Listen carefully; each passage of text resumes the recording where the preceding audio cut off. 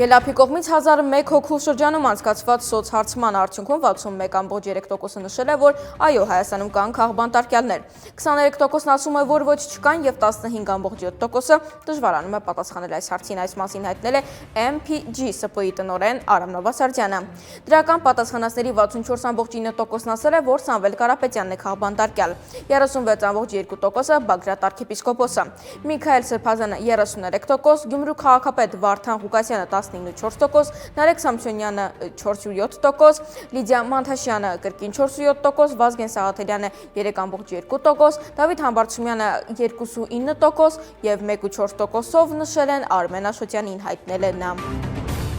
Մեր ձևով շարժման համակարգող Նարեկ Կարապետյանը հայտնել է, որ այս շաբաթ շարժումը մեկնելու է Սյունիք, հանդիպելու բնակիչների հետ եւ ներկայացնելու, թե ինչ ծրագրեր ունեն Սյունիքի մարզի համայնքների համար, վերջինս ներկայացրել է Սիսիանի, Քաջարանի, Կապանի, Գորիսի եւ այլ բնակավայրերի համար նախատեսված փոփոխությունների իրենց պլանը։